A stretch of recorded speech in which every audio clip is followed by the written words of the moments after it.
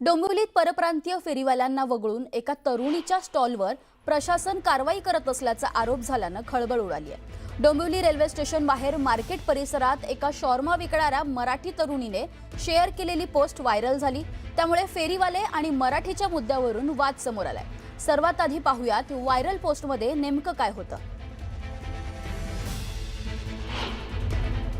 3 ते 4 दिवसापासून आपला स्टॉल बंद आहे आणि रिझन काय आहे की कोणता तरी पत्रकार येतो आणि इथून समोरून ब्रिज वरती दाखवायचे समोरून ब्रिज वरती फोटो काढतो आणि कमिशनरला पाठवतो किंवा कुणाला पाठवत असेल ज्याला पाठवत असेल आणि माझाच एकटीचा स्टॉल बंद करतात। आता इथे बघा एवढी भीड आहे, इथे बघा हा इथून अँब्युलन्स येते आजूबाजूवाल्यांना नाही उठवत, त्यांच्या इथे एवढी गर्दी असते तरी त्यांना नाही उठवत। हा मराठी माणूस काय कामाचा नाहीये, आज मराठी असून धंदा नाही करू शकत इथं रोज।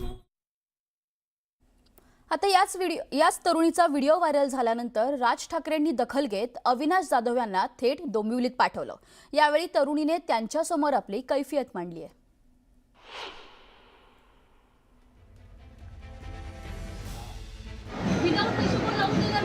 जागेवाली स्वतःला शाणी समजणार नाही, भैया लोक स्वतःला शाणी समजणार, पाठीमागचा एकटीचा धंदा बंद करतात बसतात, इथे सगळे बेवडे लोक बसतात। मी याच्यात येऊन धंदा केलाय दादा, 300 रुपये घेतात माझ्याकडून रोज। घेणारे घेतात दादा बरोबर येऊन 300 रुपये रोज। हा मी म्हटलं माझी ऐपत नाही तेवढी द्यायची तरी घेतात। महापालिकेवाले की दादा सर्वांचे जातात, पोलिसांचे जातात, केडीएमसीचे जातात, सर्वांचे जातात आणि सर्व येऊन मला विचारतात रात्रीचे तुला परमिशन भेटली आहे का इथे। तू एक काम कर, त्या लोकांना अपंग म्हणून यांना टपरी भेटते ना, मला इथे टपरी टाकून द्या दादा आणि त्याच्यावर राज ठाकरे साहेबांचा फोटो द्या मला लावून। मी त्यांना जर मनापासून वोट करते ना सर, तर मला त्यांचा एक फोटो पाहिजे आणि मला इथे कोणच हलवू नाही शकत। व्हिडिओ काढून गेली, आज आली व्हिडिओ काढून, सर्वांचे धंदे चालू आहे आणि मी तुम्हाला लिहून देते माझ्याकडून लिहून।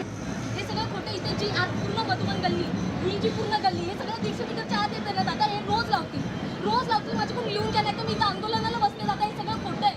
आता हा एवढा पॅच तर बिनकामाचा आहे, बरोबर आहे। कोणी आलं आपल्या टीमला बोलव, हे सगळे तुझ्या सोबत आहे, कोणी काय करतो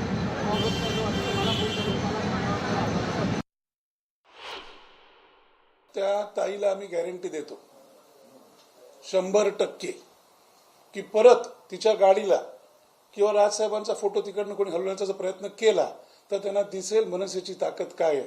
मला वाटतं तिकडे आमचे अविनाश जाधव आहेत, ते ऑलरेडी तिथे गेलेले होते आणि सन्मान्य राजसाहेबांनी त्यांनी या विषयावर चर्चा केलेली आहे। तिने अजिबात काळजी करू नये किंवा महाराष्ट्रातील कोणी इतर तायांनी कुठलीही काळजी करू नये। ज्यांना पोटापाण्याचा व्यवसाय उत्तमरित्या चांगल्या प्रकारे करायचा आहे तो त्यांनी केला पाहिजे। त्यापेक्षा इतर ठिकाणी ज्या इलिगल गोष्टी आहेत त्यामध्ये जर त्या तिकडच्या लोकांनी लक्ष घातलं तर ते जास्ती बरं होईल। मी पालिकेला बोलत होती, जेव्हा जे केडीएमसी वाले येत होते मी त्यांना बोलत होती की माझ्याकडून तुम्ही पावती घ्या जसं बाकीच्या लोकांकडून घेतात, जेणेकरून मला त्रास नाही होणार। तर ते बोलले नाही तुझ्याकडून पावती नाही घेणार, तू आज पावती देशील उद्या माईकवर बोलून दाखवशील, मग ही भीती दाखवली मला।